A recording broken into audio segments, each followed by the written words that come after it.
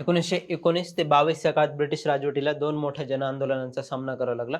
एक म्हणजे खिलाफत चळवळ आणि दुसरं असहकार आंदोलन. गांधीजींनी त्या दोन आंदोलनांची पार्श्वभूमी वेगळी होती. असहकार आंदोलन वेगळ्या कारणांपासून उभं राहिलं होतं. खिलाफत आंदोलनाला एक जागतिक किनार होती कुठेतरी. पण गांधीजींनी जे आहे ते ह्या आंदोलनांना एकत्र करण्याचा व ह्या एकत्र आंदोलनातून जे ते ब्रिटिशांना तिथे हाकलून देण्याचा मोठ्या प्रमाणात प्रयत्न केला होता. अहिंसक सहकार एकच सामायिक कार्यक्रम स्वीकारला होता. खिलाफतच्या मुद्द्याने ब्रिटिशांविरुद्ध हिंदू मुस्लिम ऐक्य देखील घट्ट करण्यासाठी एक पार्श्वभूमी तयार झाली. आता आंदोलनाची पार्श्वभूमी जर पाहिली आपण,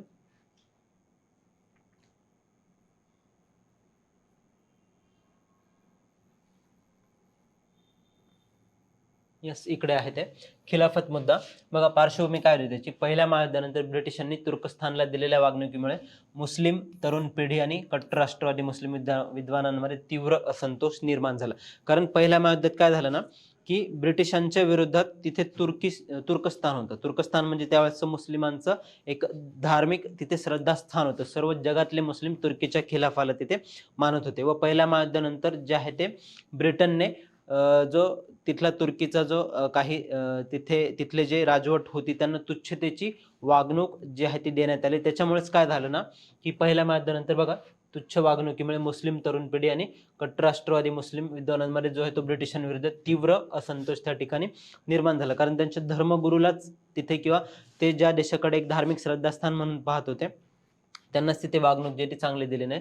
नंतर खलिफाचे महत्व. भारतातील मुस्लिम तुर्कस्तानच्या सुलतानाला आपला आध्यात्मिक नेता म्हणजेच खलिफा मानायचे. त्याकरता जे आहे ते त्याला सत्तेवरून हटवण्यात आलं. त्याकरताच ब्रिटिशांविरुद्ध असंतोष मुस्लिमांमध्ये वाढत होतात. येस, ही जी पार्श्वभूमी ती खिलाफत चळवळ उभी राहण्यास जी आहे ती लागली. आणि त्यांची मागणी काय होती, तर मुस्लिमांच्या पवित्र स्थळांवरील खलिफाचे नियंत्रण कायम राहावे, आधीसारखंच राहावं, त्यांचं श्रद्धास्थान जे ते भक्कम राहावं. मागणी दुसरी काय होती, प्रादेशिक मांडणीनंतर खलिफाकडे पुरेशी जमीन प्रदेश जो आहे तो शिल्लक ठेवला जावा. कारण आताचा जो पूर्ण वेस्ट एशिया आहे तो पूर्ण खलिफाच्या नियंत्रणाखाली होता. तो ब्रिटिशांनी तिथे तोडला व काही भाग जो आहे तो त्यांच्या नियंत्रणाखाली आणलेला होता. नंतर त्याकरता जी आहे ती भारतामध्ये 1919ला खिलाफत समिती स्थापन करण्यात आली. बघा ती अली बंधू, मौलाना आझाद, अजमल खान आणि हसरत मोहनी यांच्या नेतृत्वाखाली खिलाफत समिती स्थापन करण्यात आली आंदोलन चालू करण्यासाठी ब्रिटिशांविरुद्ध. खिलाफत समिती अली बंधू, मौलाना आझाद, अजमल खान आणि हसरत मोहानी यांच्या नेतृत्वाखाली जी ती स्थापन करण्यात आली. आणि असहकार आंदोलनाची पार्श्वभूमी जर पाहिली आपण तर आर्थिक संकट होतं. येस, आर्थिक संकट. मग युद्धोत्तर काळात जीवनावश्यक वस्तूंच्या किमतीत प्रचंड वाढ, भारतीय उद्योगांच्या उत्पादनात घट व शेतकरी मजुरांचं केलं जाणारं शोषण. नंतर रौलट ॲक्ट आणि जालियनवाला बाग हत्याकांड देखील झालेलं होतं. त्याच्यावरून देखील असहकार आंदोलन जे आहे ते सुरुवात झालेली होती त्याची. नंतर हंटर कमिटीचा फार्स. हंटर कमिटीने जे आहे ते जनरल डायरला त्या ठिकाणी क्लीन चिट दिली व त्याच्यावर कुठल्याही प्रकारे दोषारोप न करता त्याला जे ते मुक्तपणे सोडून देण्यात आलं. ती देखील एक चिट भारतीयांमध्ये होती की ज्याने जालियनवाला बाग हत्याकांडासारखं क्रूर तिथे कर्म केलेलं आहे तर त्याला देखील तिथे क्लीन चिट देण्यात आलेली. आणि मॉन्टेग्यू चेम्सफोर्ड सुधारणा जे आहे ते त्यांच्यामध्ये देखील बघा मॉन्टेग्यू चेम्सफोर्ड सुधारणांमधील जे आहे ते जबाबदार शासन तयार करण्यास ब्रिटिश जे ते असमर्थ ठरले. त्याकरता देखील असहकार आंदोलन जे उभं राहिलेलं होतं. तर असहकार आंदोलन हे एक वेगळं होतं आणि खिलाफत आंदोलन जे आहे ते एक वेगळं होतं. तर काँग्रेसने जे आहे ते किंवा गांधीजींच्या नेतृत्वाखाली दोन्ही आंदोलनं एक करण्याचं ठरलं. त्यातून फायदा काय होणार होता ना, की मुस्लिम लोकसंख्या जी आहे ती देखील राष्ट्रीय आंदोलनात येणार होती व त्यातून हिंदू मुस्लिम ऐक्य देखील वाढणार होतं. आणि आंदोलनाची व्याप्ती जास्त असल्यामुळे ब्रिटिशांना ज्या काही मागण्या आहेत त्या मान्य कराव्याच लागतील असं तिथे राष्ट्रवादी नेत्यांना वाटत होतं, काँग्रेसच्या नेत्यांना वाटत होतं. बघा खिलाफत असहकार कार्यक्रमाचा विकास करण्याचं त्यांनी तिथे ठरवण्यात आलं. एकत्रितपणे विकास करण्याचं ठरवलं. नोव्हेंबर 1919 मध्ये परिषद घेतली गेली. त्यामध्ये दिल्लीत झालेल्या अखिल भारतीय खिलाफत समिती स्थापन करण्यात आलेली होती. अली बंधू, मौलाना आझाद, अजमल खान आणि हसरत मोहन यांच्या मार्फत. नंतर त्याच समितीने जे ती अखिल भारतीय खिलाफत परिषद घेतली त्यात त्यांनी ब्रिटिश वस्तूंवर बहिष्काराचं आवाहन करण्यात आलं. तुर्कस्तानच्या बाजूने शांतता अटी मान्य होईपर्यंत सरकारला सहकार्य न करण्याचा इशारा देखील तिथे देण्यात आला. जोपर्यंत तुर्कस्तानला त्याचे भूभाग परत दिले जात नाही किंवा त्याला त्याच्या गादीवर तिथे बसवलं जात नाही तिथल्या सम्राटाला जे तोपर्यंत सहकार्य न करण्याचं आव्हान अखिल भारतीय खिलाफत परिषदेमार्फत जे ते मुस्लिमांना तिथे आवाहन करण्यात आलं. गांधीजींची भूमिका आता यामध्ये महत्वाची होती, कारण का अखिल भारतीय खिलाफत समितीचे अध्यक्ष म्हणून गांधीजींची नेमणूक करण्यात आली.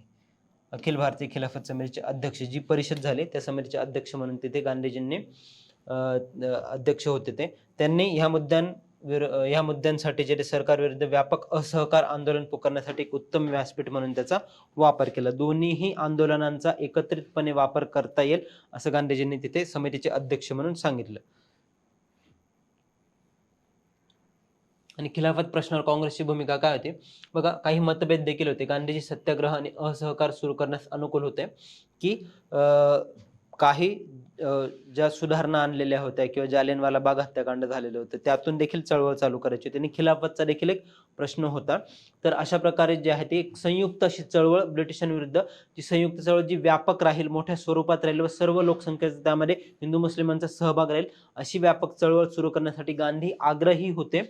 पण काँग्रेसमध्ये एकमत होत नव्हतं. लोकमान्य टिळकांचा धार्मिक मुद्द्यावर मुस्लिम नेत्यांची युती करण्यास जो तो विरोध होता. काँग्रेसच्या सर्वच नेत्यांमध्ये ही संयुक्त चळवळ उभी करण्यास जे आहे ते एकमत तिथे होत नव्हतं. मग तरीही जे आहे ते असहकार आंदोलनाला तिथे मान्यता मिळाली. बघा, हिंदू मुस्लिम ऐक्य मजबूत करण्याची ही एक सुवर्ण संधी आहे असं गांधीजींनी सर्व नेत्यांना तिथे समजावून सांगितलं. समाजातील विविध घटकांना एकत्र आणू शकतो किंवा जालियनवाला बाग हत्याकांडामुळे जो आहे तो ब्रिटिशांच्या काही कार्यपद्धती आहेत त्यांच्यावर देखील तिथे विश्वास उडालेला होता. आपण मगाशीच पाहिलं की कशा प्रकारे इतिहासकारांनी जे आहे ते सांगितलेले की जालियनवाला बाग हत्याकांडापासून भारतीय जे ते ब्रिटिशांपासून कायमचेच दुरावलेत. तो एक विश्वास होता आणि जनतेमध्ये असंतोष देखील होता. ते गांधीजींनी काँग्रेसच्या बाकीच्या नेत्यांना तिथे पटवून सांगितलं व त्यातूनच जे ते चळवळ चालू झाली. बघा, आता चळवळीचा जर आपण घटनाक्रम बघितला तर मुस्लिम लीगने देखील पाठिंबा दिला होता त्याला. हिंदू मुस्लिम संयुक्त शिष्टमंडळ व्हाईसरॉयकडे पाठवले गेलं फेब्रुवारी 1920 ला, पण ते यशस्वी ठरलं नाही. त्यानंतर ह्या मागण्या सर्व मान्य करून घेण्यासाठी खिलाफत चळवळीच्या आणि असहकार आंदोलनाच्या त्यानंतर जे ते मे 1920 मध्ये सेव्हियर्सचा तह केला गेला. त्यामध्ये तुर्कस्तानचं पूर्णपणे विभाजन केलं गेलं. नंतर त्याच्याने याने काय झालं ना की तुर्कस्तानचं पूर्ण विभाजन झालं. चळवळ अजून अधिक मजबूत झाली.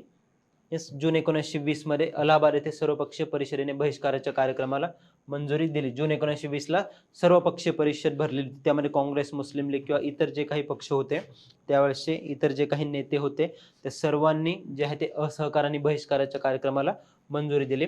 आणि 31 ऑगस्ट 1920 ला खिलाफत समितीने अधिकृतपणे असहकार मोहीम सुरू केली. 31 ऑगस्ट. आता तुम्हाला फक्त एवढं सगळं लक्षात ठेवण्याची गरज नाही फेब्रुवारीत काय झालं, मे मध्ये काय झालं, एप्रिलमध्ये काय झालं, जूनमध्ये काय झालं. फक्त एवढं लक्षात ठेवा टेंटेटिव्हली की 1920 मध्ये, ऑगस्ट 1920 मध्ये जे आहे ते असहकार आंदोलन सुरू झालं. ऑगस्ट 1920 मध्ये जे आहे ते तिथे सुरू झालं. 31 ऑगस्ट 1920 ला. 1 ऑगस्टला जे आहे ते लोकमान्य टिळकांचं तिथे निधन झालं.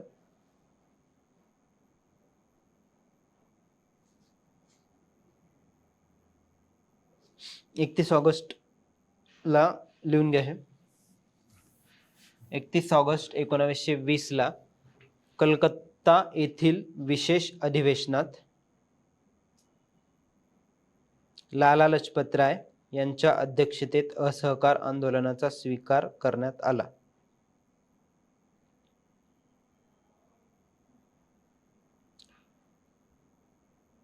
अधिवेशन कुठे झालं? 31 ऑगस्ट 1920 ला कलकत्ता येथे.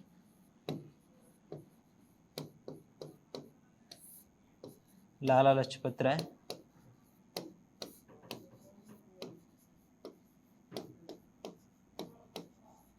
ह्या अधिवेशनाचे अध्यक्ष होते आणि त्यांच्या अध्यक्षतेत असहकार आंदोलनाचा स्वीकार करण्यात आला. विशेष अधिवेशन होते. विशेष अधिवेशन होतं. जे काही काँग्रेसचे वार्षिक अधिवेशन होतं ते त्याच्यापैकी हे नव्हतं, हे विशेष अधिवेशन होतं.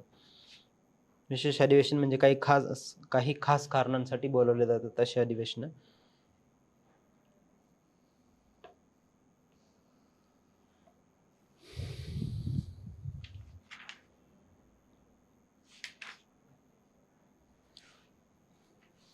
चलो पुढे जाऊया.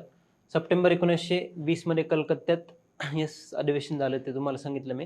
काँग्रेसने पंजाब आणि खिलाफतचा अन्याय दूर होईपर्यंत स्वराज्य स्थापन होईपर्यंत असहकार कार्यक्रमाला मंजुरी दिली. खिलाफत आणि पंजाबचा अन्याय दूर होईपर्यंत, पंजाब म्हणजे जालियनवाला बाग, आणि स्वराज्य स्थापन होईपर्यंत असहकार कार्यक्रम चालवला जाईल असं सांगण्यात आलं.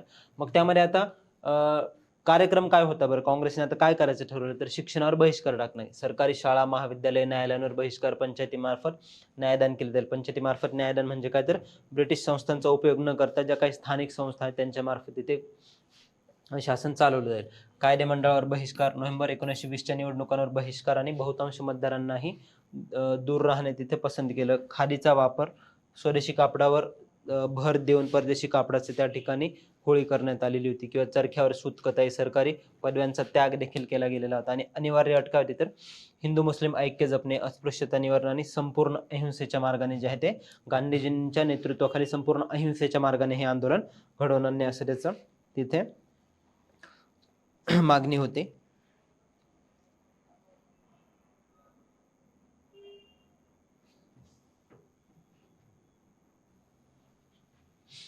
त्यानंतर डिसेंबर 1920ला नागपूरमध्ये अधिवेशन झालं. नागपूरमध्ये आता हे रेग्युलर अधिवेशन होतं. ते जे पाहिलं आपण ते स्पेशल अधिवेशन होतं. हे जे आहे ते रेग्युलर अधिवेशन होतं. याचे अध्यक्ष जे आहे ते इथे दिलं आहे का, नाही, ठीक आहे, सांगतो मी तुम्हाला. बघा, डिसेंबर 1920ला नागपूर अधिवेशन झालं काँग्रेसचं. त्यामध्ये असहकाराला मान्यता देण्यात आली. असहकार कार्यक्रमाला औपचारिक पद्धतीने जे आहे ती ते मान्यता देण्यात आली. नंतर ध्येयात बदल करण्यात आला. त्यामध्ये काँग्रेसने आता घटनात्मक मार्गाऐवजी शांततामय आणि कायदेशीर मार्गाने स्वराज्य हे उद्दिष्ट आहे असं ठरवण्यात आलं.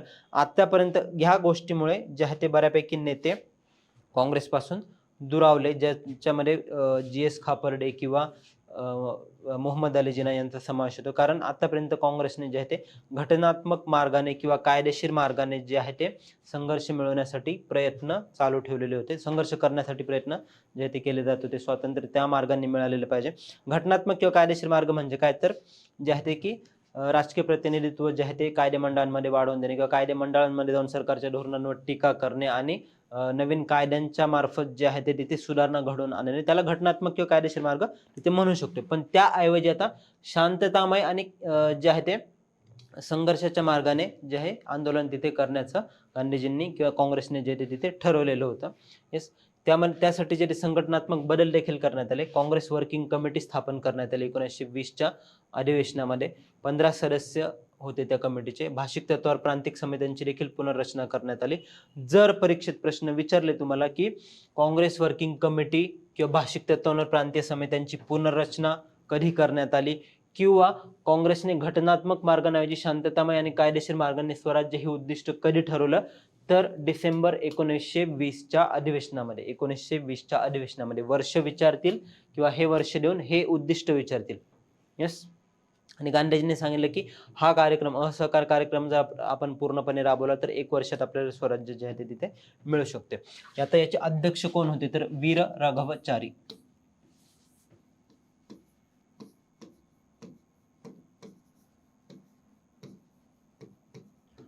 वीर राघवचारी, मला एकदा कन्फर्म करू द्या.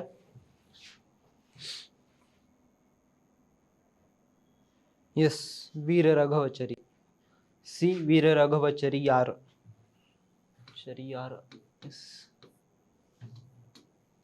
हे जे वार्षिक अधिवेशन झालं काँग्रेसचं, त्याचे अध्यक्ष सांगतो मी. सी वीर राघवचारी यार होते. त्याच्यामध्ये ह्या काँग्रेसमध्ये काही ज्या आहे त्या बदल करण्यात आले. हे लक्षात ठेवायचे, प्रश्न विचारलेले आहेत यावर. येस, संघटनात्मक बदल जे आहे ते मोठ्या प्रमाणात तिथे करण्यात आले. आणि जे मगाशी पाहिलं आपण ते खास अधिवेशन होतं, विशेष अधिवेशन होतं. त्याचे अध्यक्ष लाला लजपत राय, ते कलकत्त्यामध्ये झालं. हे नागपूर या ठिकाणी झालं. कन्फ्युजन होऊ देऊ नका, क्लिअर राहा. भरपूर मुलांना कन्फ्युजन होतं यामध्ये. जे काही रेफरन्स बुक्सही वाचताय किंवा काही लेक्चरचे व्हिडिओजही बघता, त्याच्यामध्ये की याचे अध्यक्ष कोण, त्याचे अध्यक्ष कोण, क्लिअर ठेवा थोडंसं गोष्टी. ओके, आणि त्यामध्ये काही बदल देखील करण्यात आले काँग्रेसच्या संघटनेमध्ये.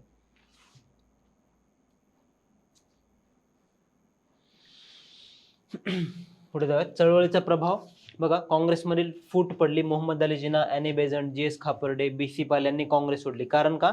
तर घटनात्मक मार्ग सोडून जे आहे ते काँग्रेसने गांधीजींच्या नेतृत्वाखाली शांततामय किंवा आंदोलनाच्या माध्यमातून संघर्ष जे आहे ते करण्याचं तिथे ठरवलेलं होतं. सविनय कायदेभंग, असहकाराचा चळवळ किंवा बहिष्कार, येस, त्या माध्यमातून जे आहे ते आंदोलन आता काँग्रेस इथून पुढे करणार होती. तर त्याकरताच त्यांनी जे आहे ते हे काही घटनात्मक मार्गाने करणार नाही म्हणून Mohammed Ali Jinnah, Annie Besant, G S. Khaparde आणि बी.सी. पाल यांनी काँग्रेस सोडली. नावं लक्षात असू द्या. त्यानंतर त्याचाच एक भाग म्हणून सुरेंद्रनाथ बॅनर्जी यांनी इंडियन नॅशनल लिबरल फेडरेशन देखील स्वतंत्र संघटना स्थापन केली. Indian National Liberal federation.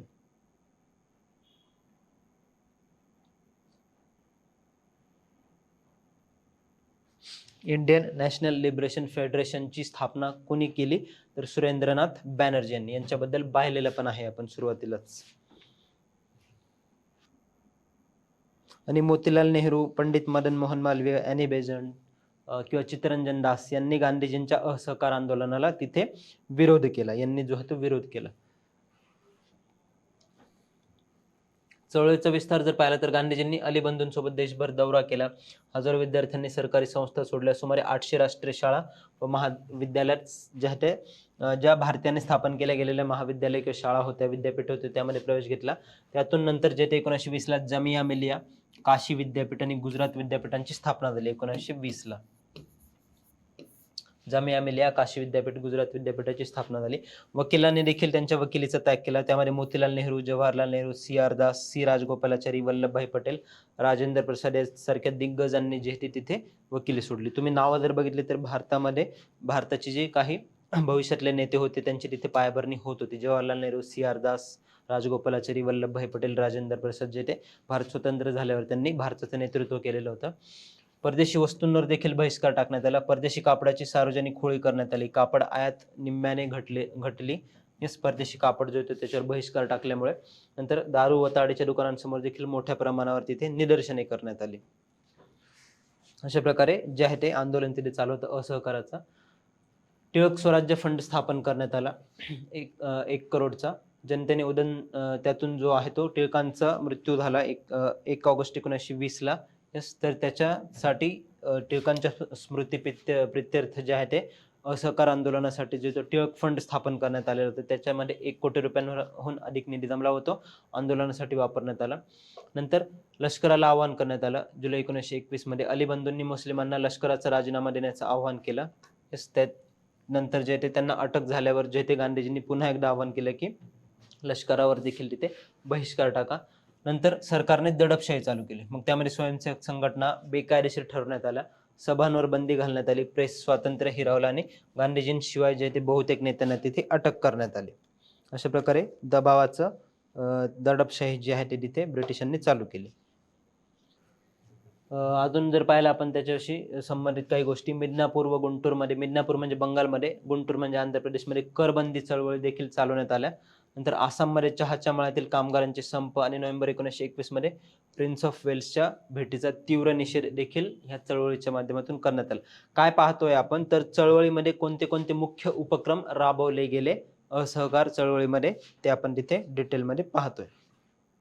आंदोलनाचा शेवटचा टप्पा जर पाहिला तर अहमदाबाद अधिवेशन 1921 ला झालं. सी.आर. दास तुरुंगात असताना अधिवेशनाचं अध्यक्षपद भूषवलं. 1921 ला काँग्रेसचं अधिवेशन झालं. कुठे झालं ते? अहमदाबादमध्ये झालं. सी.आर. दास त्याचे अध्यक्ष होते. ते तुरुंगात असल्यामुळे जे आहे ते काँग्रेसचे सर्व निर्णय अधिकार गांधीजींना तिथे देण्यात आलेले होते. बघा तिथे बारडोलीचा इशारा देण्यात आला. गांधीजींनी इशारा दिला की जर राजकीय कैद्यांची सुटका झाली नाही आणि प्रेसवरील निर्बंध हटवले नाही तर बारडोली गुजरात येथून जे आहे ते सविनय कायदेभंग चालू करण्यात येईल. सविनय कायदेभंग म्हणजे काय तर कुठलेही कायदे जनता तिथे फॉलो करणार नाही, कायद्यांना तिथे जनता जुमानणार नाही, अशा प्रकारे तिथे सांगण्यात आलं गांधीजींच्या माध्यमातून. मग सरकारसाठी एक धोक्याची घंटा होती. कारण गांधीजींनी सर्व नेतृत्वालाच तिथे सर्वांना सर्व जे काही काँग्रेसचे नेते होते, इतर राष्ट्रीय नेते होते, त्यांना नेतृत्व देण्यासाठी ते प्रयत्न केला होता. आणि त्याचप्रमाणे जनक्षोभ जो आहे तो तिथे मोठ्या प्रमाणावर उसळलेला होता. आणि भारतातली जी काही पूर्ण जनता होती ती गांधीजींच्या पाठीशी असल्यामुळे सरकारला तो एक मोठ्या प्रमाणावर तिथे धक्का होता की जर सविनय कायदेभंग जर चालू केला, जनतेने कुठल्याही प्रकारे कायदे फॉलो केले नाही, कारण असहकार आंदोलन त्याच्याशी संबंधित कार्यक्रम तर चालूच होते आधीपासून, त्याचसोबतच जर कायदे फॉलो नाही केले, कायदेभंगाची चळवळ जर तिथे गांधीजींनी चालू केली तर सरकारसाठी तो एक मोठा धक्का जो आहे तो तिथे असणार होता. तर त्याच्यासाठी जे ते तिथे वाटाघाटी सरकारच्या माध्यमातून केल्या जात होत्या. त्याच दरम्यान जी आहे ती एक घटना घडली. त्या घटनेने गांधीजींना जी आहे ती चळवळ बंद करण्यास भाग पाडण्यात आलं, की जे आहे ती असहकार आंदोलन तर चालूच होतं, पण जे काही सरकारने राजकीय दडपशाही चालवलेली होती असहकाराची चळवळ थांबवण्यासाठी, त्या दरम्यानच एक घटना घडली. चौरी चौरा घटना असं त्याला म्हटलं जातं. ऐकलं असेल तुम्ही. 5 फेब्रुवारी 1922 ला ही घटना घडली, चौरी चौरा. बघा घटना काय होती ती, तर संयुक्त प्रांत म्हणजे आताचा उत्तर प्रदेश जो आहे तो संयुक्त प्रांत, युनायटेड प्रॉव्हिन्सेस असं त्याला त्यावेळेस म्हटलं जायचं. युनायटेड प्रॉव्हिन्सेस किंवा संयुक्त प्रांत म्हणजे आताचा उत्तर प्रदेश. तिथे गोरखपूर जिल्ह्यातील चौरी चौरा गावात एक हिंसक घटना घडली. त्यामध्ये दारू विक्री व महागाई विरुद्ध प्रचार करणाऱ्या स्वयंसेवकांच्या नेत्याला पोलिसांनी मारहाण केली, की तिथे जे आहे ते चळवळीमध्ये सहभागी काही लोक होते. त्यामध्ये कर नाही देणार किंवा दारू विक्री च्या विरोधात, महागाईच्या विरोधात देखील तिथे आंदोलन चालू होतं. तर त्या नेत्यांना तिथे पोलिसांनी मारहाण केली. तर जनता जी आहे ते तिथे जनतेच्या हातातून, कारण गांधीजींनी सुरुवातीला सांगितलेलं होतं की चळवळ जी आहे ती पूर्ण अहिंसक मार्गानेच केली जाईल. हा त्यांचा असहकार चळवळ चालू करण्यासाठीचा एक मुख्य त्या ठिकाणी मापदंड होता किंवा निकष त्यांनी जनतेला, नेत्यांना घालून दिलेले होते. पण या चळवळीने थोडंसं भयानक आणि हिंस्र रूप तिथे धारण केलं. त्यात ज्या संतप्त जमावाने पोलीस स्टेशन पूर्ण जाळून टाकलं आणि तिथे आश्रय घेतलेल्या 22 पोलिसांचा मृत्यू झाला. पूर्ण पोलीस स्टेशन जे ते जाळून टाकलं. मग ते जाळून टाकल्यावर आणि 22 पोलिसांचा मृत्यू झाला म्हणजे, पोलिसांचा मृत्यू झाला म्हणजे काय, तर ब्रिटिशांना त्या ठिकाणी एक मोठा जे आहे ते धक्का होता तो. कारण पोलीस म्हणजे काय, तर ब्रिटिशांचे एक एजंट होते ते. कारण ब्रिटिशांच्याच ज्या आहे त्या मालमत्तेवर तिथे अटॅक करण्यात आला, तो देखील हिंसक मार्गाने. येस. आणि तिथे काही बाहेर पळणाऱ्यांना जमावाने पुन्हा आगीत ढकललं आणि अशा प्रकारे हिंसक पद्धतीने तिथे त्यांना मारून टाकण्यात आलं. मग त्यातून जे ती इतर भागात देखील हिंसा वाढत होती व चौरी चौऱ्या घटना एक ताजी असताना जी आहे ती वाढती हिंसा पाहून गांधीजी अत्यंत दुःखी झाले व त्यांनी तत्काळ आंदोलन मागे घेण्याची जी आहे ती घोषणा केली व चौरी चौरा या घटनेनंतर जे आहे ते आंदोलन मागे घेण्यात आलं. त्यानंतर बघा गांधीजींना त्यामुळे खूप दुःख झालं आणि त्यांना भीती होती की उत्साह आणि जोशपूर्ण वातावरणात जे आहे ते आंदोलन हिंसात्मक वळण घेणार. त्याकरताच त्यांनी जे आहे ती 1922 ला बघा 12 फेब्रुवारी 1922 ला बैठक बोलवली आणि त्या बैठकीमध्ये सांगण्यात आलं की असहकार आंदोलन जे आहे ते आता स्थगित केलं जाणार आहे किंवा सामूहिक सत्याग्रह आणि असहकार आंदोलन स्थगित करण्यासाठी ते प्रस्ताव पारित करण्यात आला. त्या प्रस्तावात जे आहे ते आता गांधीजींनी ही पुढे जाऊन पुढचा कार्यक्रम देखील सांगितला. ठीक आहे, आंदोलन तर स्थगित केलं जाईल किंवा चळवळीवर जी आहे ती बंदी तर आणलीच, पण त्या प्रस्तावात रचनात्मक कार्यावर देखील जोर देण्यात आला. रचनात्मक कार्य म्हणजे काय, तर काँग्रेसच्या सदस्य जी आहे ती वाढवणे, सदस्य संख्या 1 कोटीपर्यंत नेणे किंवा चरख्याचा जो आहे तो प्रचार करणे, राष्ट्रीय विद्यालयांची स्थापना करणे, मादक द्रव्याचा निषेध करणे, पंचायती संघटित करणे, अशा प्रकारे कार्यात्मक किंवा संघटनात्मक गोष्टींवर तिथे भर देण्यात आला.